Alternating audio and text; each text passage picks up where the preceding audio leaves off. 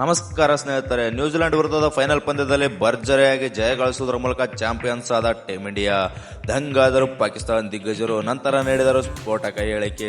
ಸೂರ್ಯಕುಮಾರ್ ಯಾದವ್ ಮತ್ತು ಟೀಮ್ ಇಂಡಿಯಾದ ಕುರಿತು ಮಾತನಾಡಿರುವಂತಹ ಪಾಕಿಸ್ತಾನ ದಿಗ್ಗಜರು ಏನೆಲ್ಲ ಮಾತನಾಡಿದ್ದಾರೆ ಎಂಬುದನ್ನು ಈ ವಿಡಿಯೋದಲ್ಲಿ ತಿಳಿಸಿಕೊಡ್ತಾ ಹೋಗ್ತೀನಿ. ಸೊ ಆದ್ರಿಂದ ಈ ವಿಡಿಯೋನ ದಯವಿಟ್ಟು ಕೊನೆಯವರೆಗೆ ನೋಡಿ. ಹಾಗೆ ನೀವೇನಾದರೂ ಟೀಮ್ ಇಂಡಿಯಾದ ಅಪ್ಪಟ ಅಭಿಮಾನಿಯಾಗಿದ್ದರೆ ಮರ್ಯಾದೆ ಈ ವಿಡಿಯೋ ಒಂದು ಲೈಕ್ ಮಾಡಿ. ಹಾಗೆ ನಮ್ಮ ಚಾನಲ್ ಅನ್ನು ಸಬ್ಸ್ಕ್ರೈಬ್ ಮಾಡಿಕೊಳ್ಳಿ.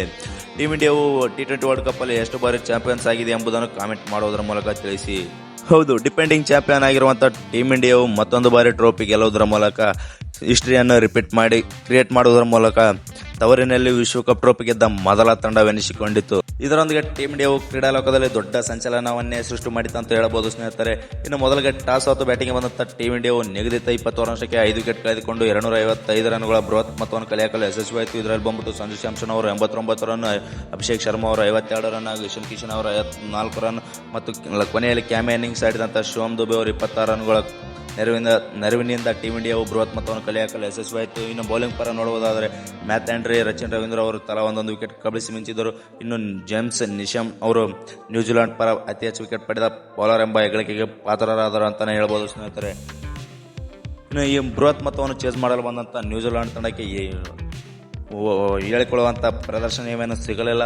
ಟೀಮ್ ಸಪೋರ್ಟ್ ಮತ್ತು ಮಿಚೆಲ್ ಶಾಂಟರ್ ಅವರು ಹೊರತಾಗಿ ಮತ್ತೆ ಯಾವುದೇ ಬ್ಯಾಟರ್ ಸಹ 2 ಅಂಕಿಯ ಮೊತ್ತವನ್ನು ಕಲೆ ಹಾಕಲಿಲ್ಲ. ಇನ್ನು ಬೌಲಿಂಗ್ ಪರ ನೋಡೋದಾರ ಹಾರ್ದಿಕ್ ಪಾಂಡ್ಯ ಮತ್ತು ವರುಣ್ ಚಕ್ರವರ್ತಿ, ಅಭಿಷೇಕ್ ಶರ್ಮಾ ಅವರು ತಲಾ ಒಂದೊಂದು ವಿಕೆಟ್ ಕಬಳಿಸಿ ಮಿಂಚಿದರು. ಅಕ್ಷರ್ ಪಟೇಲ್ 3 ವಿಕೆಟ್ ಹಾಗೂ ಜಸ್ವಂತ್ ಬುಮ್ರಾ ಅವರು 4 ವಿಕೆಟ್ ಕಬಳಿಸುವುದರ ಮೂಲಕ ಟೀಮ್ ಇಂಡಿಯಾವು ನ್ಯೂಜಿಲೆಂಡ್ ತಂಡವನ್ನು 19 ಓವರ್ಗಳಲ್ಲಿ ತನ್ನೆಲ್ಲ 10 ವಿಕೆಟ್ ಕಳೆದುಕೊಂಡು 159 ರನ್ಗಳಿಗೆ ಆಲ್ಔಟ್ ಮಾಡುವುದರ ಮೂಲಕ 96 ರನ್ಗಳಿಂದ ಹೀನಾಯವಾಗಿ ಸೋಲಿಸಿತು. ಇದರೊಂದಿಗೆ ಭಾರತ ತಂಡವು 3ನೇ ಬಾರಿ ಚಾಂಪಿಯನ್ಸ್ ಆಗುವುದರ ಮೂಲಕ ದೊಡ್ಡ ಇತಿಹಾಸವನ್ನೇ ನಿರ್ಮಿಸಿತು ಅಂತಾನೆ ಹೇಳಬಹುದು ಸ್ನೇಹಿತರೆ. ಇನ್ನು ಇದಾದ ಬಳಿಕ ಮಾತನಾಡಿದಂತ ಪಾಕಿಸ್ತಾನ ದಿಗ್ಗಜರು ಟೀಮ್ ಇಂಡಿಯಾದ ಕುರಿತು ಏನೆಲ್ಲ ಹೇಳಿದ್ದಾರೆ ಅಂತ ನೋಡುವುದಾದರೆ, ಮೊದಲಿಗೆ ಮಾತನಾಡಿದಂತ ವಾಸಿಂ ಅಕ್ರಮ್ ಅವರು ಈ ರೀತಿಯಾಗಿ ಹೇಳಿದ್ದಾರೆ. ICC ಇವೆಂಟ್ಗಳಲ್ಲಿ ಭಾರತವು 3ನೇ ಬಾರಿ ಚಾಂಪಿಯನ್ಸ್ ಆಗೋದ್ರ ಮೂಲಕ T20 ವರ್ಲ್ಡ್ ಕಪ್ ಅಲ್ಲಿ ಇತಿಹಾಸವನ್ನು ನಿರ್ಮಿಸಿದೆ. ಹೀಗಾಗಿ ಭಾರತ ತಂಡಕ್ಕೆ ನನ್ನ ಕಡೆಯಿಂದ ಕಂಗ್ರಾಚುಲೇಷನ್ ತಿಳಿಸುತ್ತೇನೆ ಎಂದು ವಾಸಿಂ ಅಕ್ರಮ್ ಅವರು ಹೇಳಿದ್ದಾರೆ. ಇನ್ನು ಮಾತು ಮುಂದುವರಿಸಿದವರು ಟೀಮ್ ಇಂಡಿಯಾವು ವಿಶ್ವದ ನಂಬರ್ 1 ತಂಡವನ್ನು ಏಕೆ ಎಂಬುದನ್ನು ಮತ್ತೆ ನಿರೂಪಿಸಿದ್ದಾರೆ. ಒಂದು ತಂಡವಾಗಿ T20 ವರ್ಲ್ಡ್ ಕಪ್ನ ಉದ್ದಕ್ಕೂ ಭಾರತವು ಒಳ್ಳೆ ಕ್ವಾಲಿಟಿ ಪರ್ಫಾರ್ಮೆನ್ಸ್ ನೀಡುವುದರ ಮೂಲಕ ಸೀರೀಸ್ ಅನ್ನು ಗೆದ್ದುಕೊಂಡಿದ್ದಾರೆ. ಈ ಅಭಿಷೇಕ್ ಶರ್ಮಾ, ಸೂರ್ಯಕುಮಾರ್ ಯಾದವ್ ಅವರ ಕ್ಯಾಪ್ಟನ್ಸಿ ನನ್ನನ್ನು ಇಂಪ್ರೆಸ್ ಮಾಡಿತ್ತು. ಇನ್ನು ಈ ಪಂದ್ಯದಲ್ಲಿ ಅಭಿಷೇಕ್ ಶರ್ಮಾ ಆಡಿದಂತ ಆಟ ಗಮನಾರ್ಹವಾಗಿತ್ತು ಮತ್ತು ಸಂಜು ಸ್ಯಾಮ್ಸನ್ ಅವರು ಟ್ರೋಫಿ ಗೆಲ್ಲಲು ಮೇನ್ ಕಾರಣರೆಂದು ವಾಸಿಂ ಅಕ್ರಮ್ ಅವರು ಹೇಳಿರುತ್ತಾರೆ ಸ್ನೇಹಿತರು. ಇನ್ನು ಇದಾದ ಬಳಿಕ ಮಾತನಾಡಿದಂತ ಶೋಯಬ್ ಅಖ್ತರ್ ಅವರು ಈ ರೀತಿಯಾಗಿ ತಿಳಿಸಿರುತ್ತಾರೆ. ಭಾರತ T20 ವರ್ಲ್ಡ್ ಕಪ್ನಲ್ಲಿ ಅತ್ಯುತ್ತಮ ಪ್ರದರ್ಶನವನ್ನು ನೀಡಿ ಮತ್ತೊಂದು ಬಾರಿ ಚಾಂಪಿಯನ್ ಆಗುವುದರ ಮೂಲಕ ಇತಿಹಾಸವನ್ನು ನಿರ್ಮಿಸಿತು. ಹಾಗಾಗಿ ಅವರಿಗೆ ಕಡೆಯಿಂದ ಅಭಿನಂದನೆಗಳು.